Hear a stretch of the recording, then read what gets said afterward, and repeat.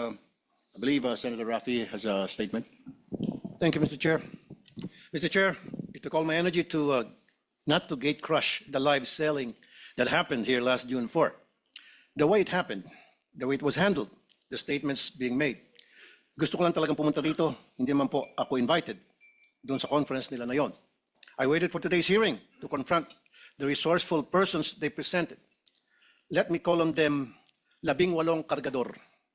Kasi nga po, nagkakarga sila ng mga mali-maletang pera, sabi nga nila. Yun po talagang trabaho nila, taga-bitbit, taga-karga ng maleta. Una, sino ba itong 18 kargador ng mga maleta? Saan ba sila galing? We cannot simply bring in people sa Blue Ribbon Committee na nag-aakusa na mabibigat na paratang nang hindi man lang nalalaman kung karapat-dapat ba sila paniwalaan. Kasi simulang-simula pa lamang po na tinawag silang 18 Marines, may paglilinlang na agad. Yung bansag na 18 Marines sa isang paraan upang pabanguhin sila sa publiko. Matik po kasi yan. Pag sinabing Marines, iba po ang respeto ng mga tao. Pero hindi naman po silang lahat ay dating Marines. At mahigit kalahati sa kanila ay discharged without honors or dishonorably discharged from service for various offenses. Ibig sabihin, palpak sila. Tulad ng pagiging AWOL o absent without leave. Why is this information very important? Because for people to believe their allegations, it must come from a credible and reliable source. And so, the people using them portray them as heroes. God damn. Sabi nga ng isa sa mga senador na dumalo nung araw na yon, bayani daw po sila. Pero nakakaya naman po sila sa iba nating mga bayani. Na itong 18 kargador na ilang taon nagtrabaho kay Saldico, may 7 years at 9 years at nagbitbit daw, sabi nila, ng sangkatutak ng maleta ng pera. At bigla na lang tinubuan ng konsensya at ngayon ay naninira ng buhay ng mga inosenteng tao, ay tatawagin nating bayani. Pasensya na. Hindi ako papayag na matabi ang mga sinungaling nito kila Jose Rizal, Andres Bonifacio at mga dakila nating OFWs. At dito papasok ang pangulo kong punto. Hindi lang po ang kredibilidad ng 18 kargador ang kaduda-duda. Ang mismong testimonya nila ay nakakapagtaka. Indulgence of Senator Aquino. Bakit kinakailangan individual affidavit? Hindi ba pwede yung grupo sila mag-issue ng affidavit? Yun na nga po yung binabanggit namin kasi yung probative value po nito mababa. Kasi ang affidavit po dapat base sa yung karanasan, sa sarili mong recollection. Tapos yung pag-identify. Kung maaalala nyo po, base doon sa binanggit ko na report, base sa natapos na report ng aming fact-finding ng task force namin, hinihingan po sila ng mga additional na ebidensya. Hinihingan sila ng kanya-kanyang pahayag, pero binigyan po namin ng sufisyenteng panahon para mag-submit nito, para makaproceed po kami to do a fact-finding doon po sa mga binanggit na pangalan po. Okay, dalawa na lamang. So, nakapag-issue na ba ng kanya-kanyang affidavit itong 18 kargador? Have they issued? Kasi sabi niya, paiba-ibang statement nila. Yun nga po, sinubject namin sila sa individual question and answer. 5 lang po yung pumirma. Yung 13, pinigilan ni Atty. Balikod na pumirma. Gusto pa nga punitin yung kanila mga naging statement. Ano po. Ngayon, base po, kung tatanungin, enough ba na para mag-imbestiga, hindi po tatayo. Baka mangyari po sa NBI, nagkakaroon kami ng parang fishing expedition para may mga binanggit na pangalan, ay imbestigahan namin. Pero hindi po namin isinasara yung investigasyon. Hanggang ngayon, bukas po yung investigasyon. Kung meron pong papasok na mga ebidensya na direktang magtuturo o matibay na ebidensya, napapasa po doon sa probable cause na tinatawag or reasonable Okay, yung 5 po na nag-execute ng affidavit, individually po yon. Individually po. Okay. Ano pong nilalaman ng kanilang affidavit at yun po ba hindi na nagpabago-bago? Yun yung O isa po. pinanindigan nila kung ano yung unang affidavit na in-issue nila sa inyo? Ang malungkot po, doon sa mga pumirma, lumalabas, 10% lang po talaga yung parang direktang alam nila. And all the others are hearsay. Lagi nilang itinuturo yung kung sino-sinong personalidad po o nakita nila sa group. So ano tawag niyo po sa ganung klaseng affidavit na hearsay lang pala, nanunumpa sila na sa buong katotohanan yun ang pagkakaalam nila, pero yung pala yung information na yun ay second hand o third hand pala. Ang hindi Binigay na po sa ako kanila. nagsasabi, ang Korte Suprema na po nagsasabi na yan yung pinakamababang value ng ebidensya po. Na hindi po titindig na kahit po baka pag dinala namin sa DOJ or sa Ombudsman ay doon pa lang po sa level na yon, hindi na po pumasok yung kaso. Sa halip na po na tumibay yung kaso, doon sa mga binabanggit, halimbawa na meron talagang kinalaman sa anomalya, baka makatulong pa ito para humina po yung kaso na ilalaban po. Okay, nung April 28 po, 2026, isa pong affidavit na in-execute sa Special Action Unit ng NBI, ng isa sa mga kamag-anak ng 18 kargador. Now, ready na ho bang NBI na i-present po yung detalye doon sa affidavit na yon na sinasabi nga pong nakatanggap ng 5 million para sa isang false testimony? Pabuti po na nabanggit nyo yan kasi nangyari nga po yan nung habang nagkakaroon sila ng ng pagdinig dito, hindi ko alam kung ano pong eksaktong tawag doon, na hawak na po namin yon since April 28 pa. Tapos bumalik pa nga po para ayusin yung kanyang testimonya. Ito po, parang benan po niya yung isa sa miyembro ng 18 na bodyguards, ano po, na sinasabi niya, ang pinangako po na kinumbisi sila na sumama sa pangako na bibigyan ng bawat isa ng 5 milyon. Pero ang sinabi, hindi naman po nabigay pa yung 5 milyon. Ang una sabi 700,000 pero ang kabuuan pa lang pala na nabibigay 350,000. 500 million each 5 dapat. million po dapat bawat 5 isa. million 5 pesos million. each.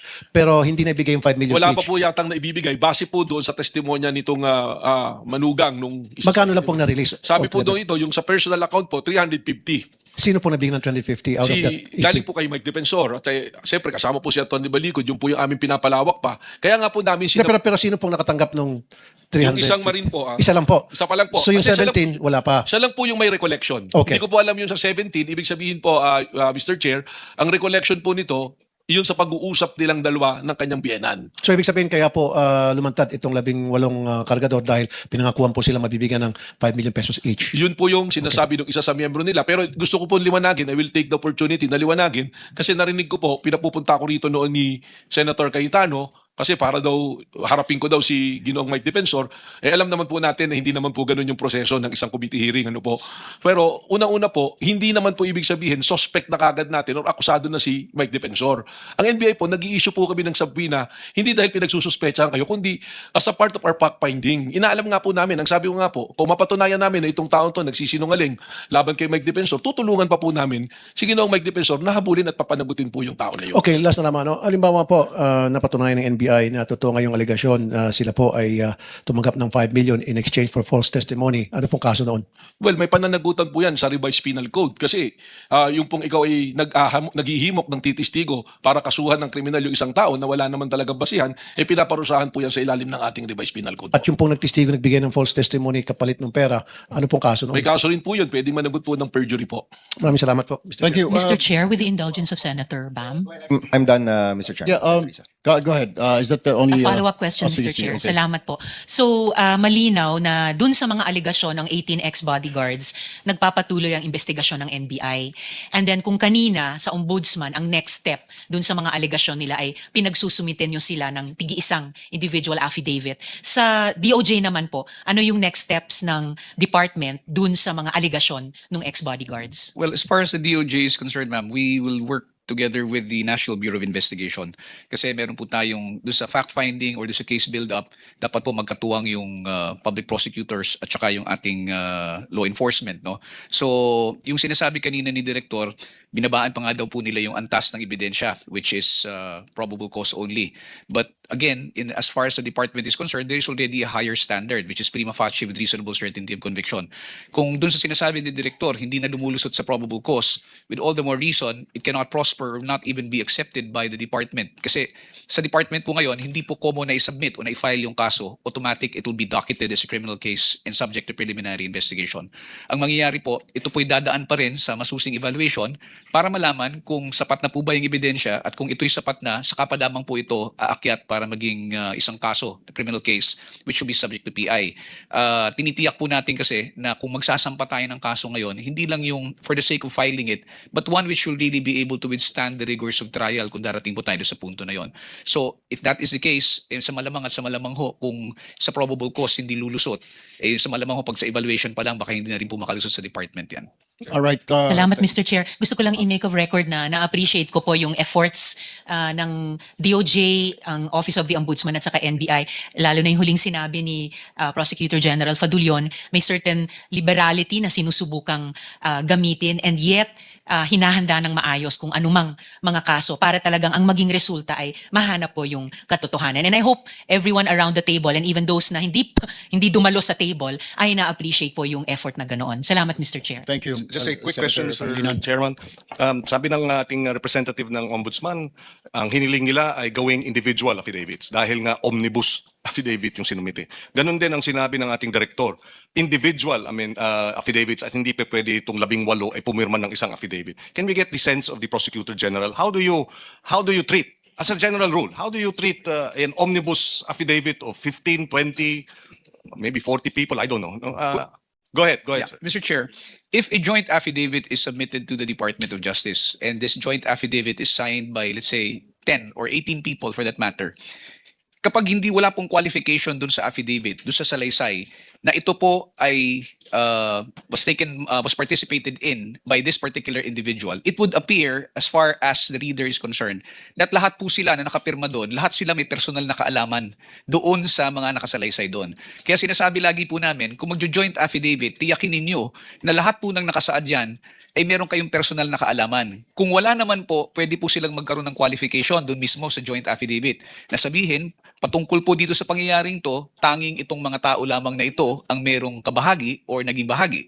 Pero if there is no such qualification, then I would have to concede to the strategy being undertaken by the NBI as well as the Ombudsman that it's better to really have individual affidavits because it's also a way of trying to compare and test the credibility of these witnesses.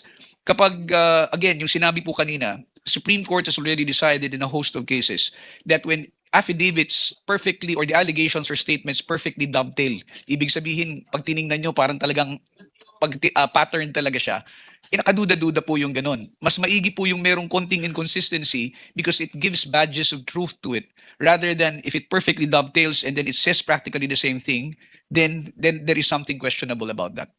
Mr. Chair, quickly before Ay, we go ahead, this, Senator. your indulgence. No, actually, after Senator Rafi, it's your turn. Okay. Para lang bago natin iwanan itong subject no, sa affidavit. Mr. Chair, siguro hindi ho naman sa Central Division Office ng Ombudsman, pero itong affidavit na 5 ay nakakuha po ko from Deputy Ombudsman Nico Clavano and also si Director Matibag. No? Ang sa akin ko kasi, Mr. Chair, iba po yung talagang pinirmahan. No? Pag pinirmahan ang affidavit, ibig sabihin, pagpalagay na natin 10% nga lang ang totoo doon, pero may magagamit pa rin hubo doon. Tanong ko lang kay Director Matibag, doon sa sinasabi niyong halimbawa, yung sa mga 5 individual na pumirma, may matutukoy kasi ang gusto natin matuntun dito yung matunay na salarin eh. Kahit papaano sila, kung meron silang personal knowledge, o kung talagang yung kanilang isinalaysay, kahit pa 10%, 20%, ay sa tingin nyo ba pwede magamit para matukoy yung mga tunay na salarin nito? Dahil baka pwede, sabi ko nga yung 18 yun, maganda kung sabihin nila rito para maitahi natin, no? Para malaman natin at matuntun yung mga talagang may kagagawa nito. Sige, Director Matibag. Salamat po, Mr. Chair. Tama po yun, no? Pero doon po sa 10 hanggang 20% yan, hindi po ma-establish pa rin talaga kung nakita nilang actual na may pera ba talaga, may dala. I will cite an example. Yung isa po sa pumirma, si Hil Nabidad, yung pong isa sa mga 18. Tinanong siya kasi may allegation siya ron,